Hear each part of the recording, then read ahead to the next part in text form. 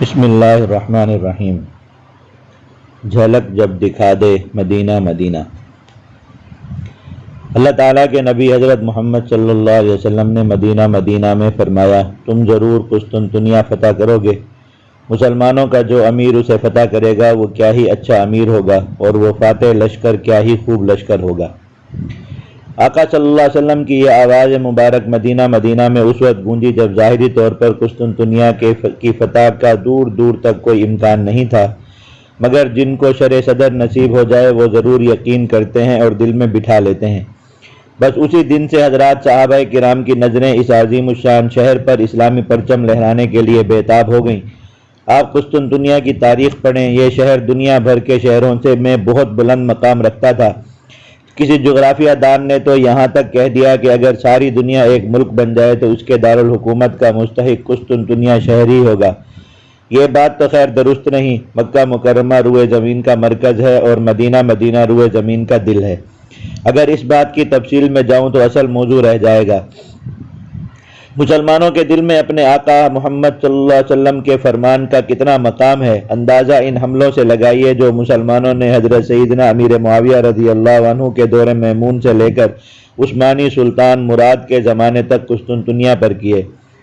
سن 44 ہجری میں حضرت سیدنا امیر معاویہ رضی اللہ عنہ کا حملہ، 98 ہجری سلمان ابن عبد الملک کا حملہ، 190 ہجری ہارون الرشید کی یلغار، 5ویں صدی ہجری میں الپ ارسلان کے طوفانی حملے، اور پھر 8ویں صدی ہجری میں سلطان بایزید یلدرم کے حملے، اور پھر 9ویں صدی ہجری میں عثمانی سلطان مراد دوم کا محاصرہ۔ بہت عجیب داستان۔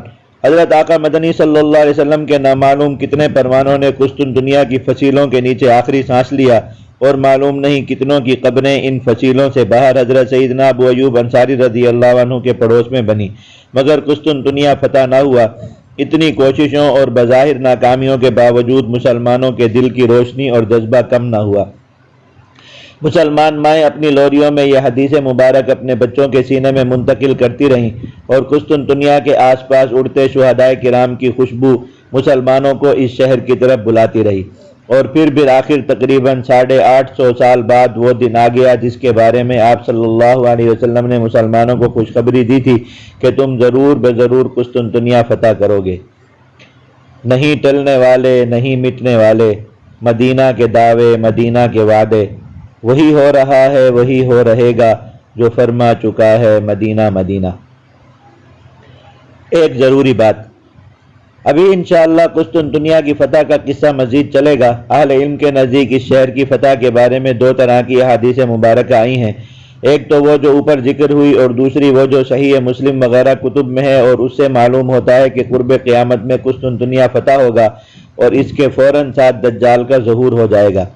کوشش کریں گے کہ آج کی مجلس میں یا آئندہ کبھی اس پر بھی بات کی جائے کہ قسطنطنیہ کی فتح ایک بار ہے یا 2 بار۔ پچھلے کالم میں کفار کی اس تدبیر کے بتانے کا وعدہ کیا تھا جس کو بروئے کار لا کر وہ مسلمانوں کو اپنا غلام بنائے ہوئے ہیں، اس پر بھی بات ہوگی انشاءاللہ۔ مگر یہاں ایک ضروری بات عرض کرنی ہے۔ شرح صدر کسے کہتے ہیں؟ لفظی ترجمہ تو ہے سینے کا کھلنا، مگر اس کی اصل مراد کیا ہے؟ سینہ تو بظاہر بند ہی رہتا ہے، اس کے کھلنے کا کیا مطلب؟ قرآن مجید نے جگہ جگہ شرح صدر کو بیان فرمایا ہے۔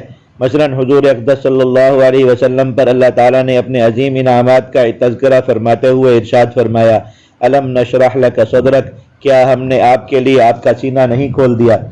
حضرت سیدنا موسیٰ علیہ السلام کو جب فرعون کی طرف بھیجا جا رہا تھا تو انہوں نے اس مشکل اور عظیم کام کی آسانی کے لیے اللہ تعالیٰ سے جو اسباب مانگے ان میں پہلا یہی شرح صدر تھا۔ قال رب اشرح لی صدری، موسیٰ علیہ السلام نے کہا اے میرے رب میرا سینہ کھول دیجئے۔ معلوم ہوا کہ شرح صدر بہت ہی عظیم اور بہت ہی طاقتور نعمت ہے۔ حضور اقدس صلی اللہ علیہ وسلم کو اللہ تعالیٰ نے یہ نعمت بہت وافر عطا فرمائی، اور پھر ایمان والوں کے لیے خوشخبری دی کہ فَمَن يُرِدِ اللَّهُ أَن يَهْدِيَهُ يَشْرَحْ صَدْرَهُ لِلْإِسْلَامِ، اللہ تعالیٰ جس کو بھی ہدایت دینا چاہتے ہیں اس کا سینہ اسلام کے لیے کھول دیتے ہیں۔ معلوم ہوا کہ ہدایت بھی بغیر شرح صدر کے نہیں ملتی۔ یہ موضوع تو بہت مفصل ہے، مگر اسے آسانی کے ساتھ مختصر طور پر سمجھنے کے لیے سب سے پہلے شرح صدر کے لغوی معنی دیکھتے ہیں۔ لغت کی کتابوں میں لکھا ہے کسی چیز کے لیے شرح صدر ہونے کا مطلب یہ ہے کہ وہ چیز اللہ تعالیٰ کسی کے لیے محبوب بنا دیں، مرغوب بنا دیں۔ شرح صدر کا معنی دل کا مطمئن ہونا، دل کا خوش ہونا، یعنی جب ہم اللہ تعالیٰ سے کسی چیز کے لیے شرح صدر مانگتے ہیں تو مطلب یہ ہوتا ہے کہ یا اللہ اس چیز کو میرے دل کی پسند بنا دیجئے، اسے میرے دل کا شوق اور میرے دل کی محبت بنا دیجئے، اور اس پر میرے دل کو مطمئن، خوش اور راضی فرما دیجئے۔ مگر سوال یہ ہے کہ یہ ہوگا کس طرح؟ تو اللہ تعالیٰ کے نبی صلی اللہ علیہ وسلم نے اس کے معنی سمجھا دیے۔ ان النور اذا دخل صدرا فسح، نور جب کسی دل میں داخل ہوتا ہے تو وہ دل کھل جاتا ہے۔ نور یعنی روشنی، پاور، بجلی۔ مثلا آپ کے سامنے ایک موبائل فون رکھا ہے، یہ بند ہے تو لوہے اور پلاسٹک کا ایک ٹکڑا ہے، آپ اس سے چمچے اور پلیٹ تک کا کام نہیں لے سکتے، پتھر کی طرح کسی کو اٹھا کر ماریں تو بھی ٹوٹ جاتا ہے۔ لیکن جیسے ہی آپ نے اسے کھولا، یعنی اس میں پاور اور بجلی بٹن دبا کر جاری کر دی، تو اب یہ ہزاروں میل دور تک کام کر رہا ہے، ملکوں آپ کی آواز پہنچا رہا ہے، دنیا بھر کی خبریں آپ کو دکھا اور سنا رہا ہے، اور معلوم نہیں کیا کچھ کر رہا ہے، کیونکہ اب اس میں مجازی نور آ گیا۔ بس یہی حال سینے کا ہے، دل کا ہے، بند پڑا ہے تو بس مکھیاں مار رہا ہے، چھوٹی چھوٹی باتوں میں الجھا پڑا ہے۔ لیکن جب اس میں حقیقی نور نے تجلی فرمائی، اللہ تعالیٰ نے اس میں نور، روشنی اور پاور عطا فرمائی، تو اب یہ بہت کھل گیا۔ اب اس میں ہر چیز آ سکتی ہے، سما سکتی ہے۔ اب یہ اللہ تعالیٰ کو پہچان رہا ہے، حضرت آقا مدنی صلی اللہ علیہ وسلم کو پہچان رہا ہے، دین اسلام کے ہر حکم کو خوشی خوشی قبول کر رہا ہے، حکمت کی ہر بات اسے سمجھ آ رہی ہے، کیونکہ اب شرح صدر ہو گیا۔ یہ بات ذہن میں آ گئی تو اب ایک اور مثال سمجھے۔ کیا کوئی چیز کسی ظاہری اضافے کے بغیر بھی کھلی ہو سکتی ہے؟ ایک کمرہ ہے 20 فٹ کا، تو اب یہ اتنا ہی رہے گا۔ اسے کھلا کرنا ہے تو اس کی دیواریں گرا کر اس کے ساتھ مزید زمین ملانی پڑے گی۔ تو سینہ کس طرح کھلے گا؟ کوئی اپنے سینے کو مزید بڑا نہیں کر سکتا۔ جواب یہ ہے کہ 20 فٹ کے کمرے کو مزید زمین ملائے بغیر بھی کھلا کیا جا سکتا ہے۔ مثلا کسی نے آپ کو رہنے کے لیے ایک کمرہ دیا، آپ گئے تو آپ کو وہ تنگ محسوس ہوا، پھر آپ نے اس کی صفائی کی، جالے اتارے، جو زائد اور کچرا چیزیں وہاں رکھی تھیں ان کو نکال دیا، تو اب آپ کو وہ کمرہ کھلا لگ رہا ہے۔ یہی حال انسان کے سینے کا ہے، شیطان اس میں فضول گند اور کچرا بھرتا رہتا ہے۔ الذی یوسوس فی صدور الناس، قرآن مجید کی آخری صورت میں سمجھایا گیا کہ دنیا میں خناس موجود ہیں، کچھ جنات اور کچھ انسان۔ یہ مسلمانوں کے دل میں وساوس کا کچرا بھرتے رہتے ہیں، موت کا خوف، بزدلی، مال کی محبت، گندے گندے عشق معشوقیاں، طرح طرح کے بیکار مشغلے۔ جب کسی دل میں یہ چیزیں بھر جائیں تو وہ دل اور سینہ، بلکہ وہ انسان کتنا چھوٹا اور کتنا بے مقصد ہو جاتا ہے، اپنی چھوٹی سی خواہش اور محبت کے پیچھے ذلیل ہوتا ہے، خودکشی تک کر لیتا ہے۔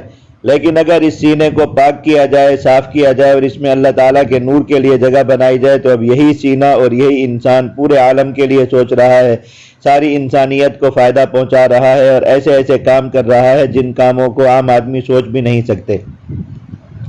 یہ دیکھیں، سن 857 ہجری ہے، یعنی 1453 عیسوی۔ آج حضور اقدس صلی اللہ علیہ وسلم کے غزوہ خندق کے موقع پر فرمائے ہوئے ارشاد کہ تم ضرور قسطنطنیہ فتح کرو گے پر تقریباً 850 سال گزر چکے ہیں، مگر ایک 22 سال کا نوجوان سلطان محمد ثانی اس فرمان پر عمل کرنے کے لیے دن رات ایک کیے ہوئے ہے۔ شرح صدر دیکھیں کہ اتنی سی عمر میں اسے یقین ہے کہ ہم نے یہ کام ضرور کرنا ہے۔ وہ نوجوان تھا، بہت مضبوط، طاقتور اور خوبصورت۔ اس کا سینہ بند ہوتا تو وہ بھی اپنی اتنی بڑی سلطنت کے مزوں میں ڈوب جاتا۔ اس کے دربار میں اس کے لیے خوبصورت ملکاؤں کی کمی نہیں تھی۔ وہ مشرقی یورپ کا گورا حسن بے شمار باندیوں کی صورت میں اس کے آس پاس بلکہ اس کے قبضے میں تھا۔ وہ بھی چاہتا تو ماضی کے اکثر حکمرانوں کی طرح طبیبوں سے طاقت کی دوائیاں بنواتا اور عیاشیوں میں گم ہو جاتا اور پھر مر جاتا۔ وہ چاہتا تو دن رات شکار اور تفریحات میں گزارتا، طرح طرح کے پکوان بنواتا اور یاروں دوستوں کی محفل میں اپنی زندگی برباد کر دیتا۔ اس پر قسطنطنیہ کی سخت اور مشکل مہم کا کوئی دباؤ نہیں تھا، بلکہ اس کے قریبی ترین لوگ اسے ڈرا رہے تھے کہ اگر ہم نے قسطنطنیہ پر حملہ کیا تو ہماری یہ سلطنت بھی رومی قہر کا نشانہ بن کر ختم ہو جائے گی۔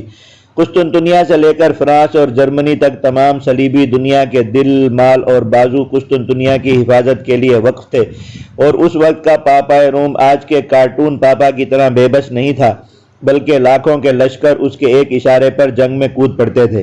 ایسے حالات میں ایک کم عمر مسلمان حکمران کا قسطنطنیہ پر حملہ کرنا پوری دنیا کی صلیبی طاقتوں کو اپنا دشمن بنانے کے مترادف تھا۔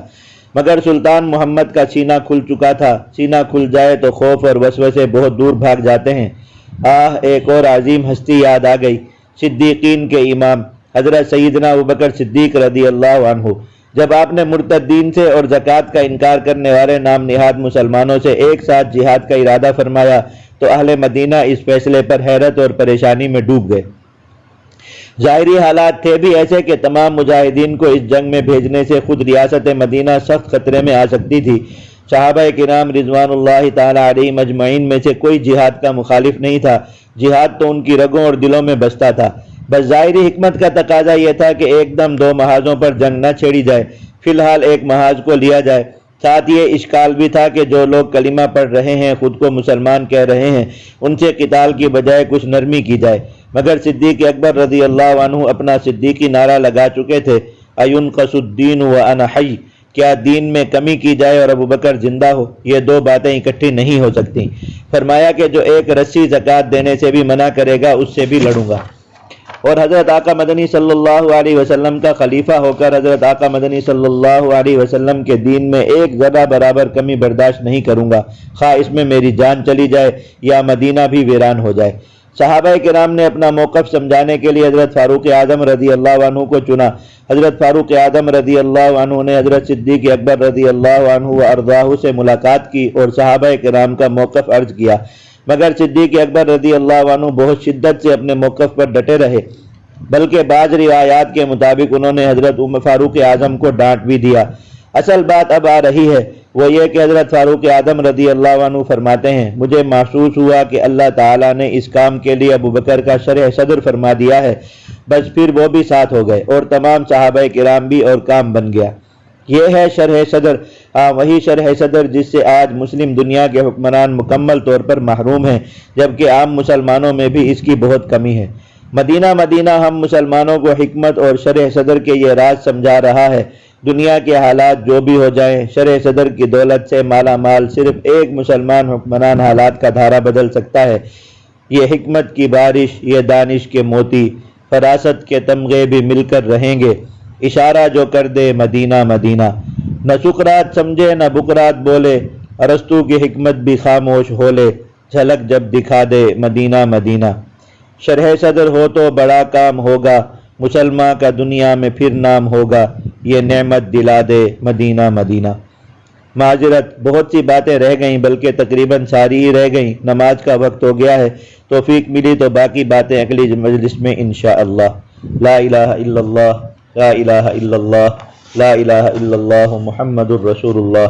اللہم صلی علی سیدنا محمد وآلہ وصحبہ وبارک وسلم تسلیما کثیرا کثیرا، لا الہ الا اللہ محمد الرسول اللہ۔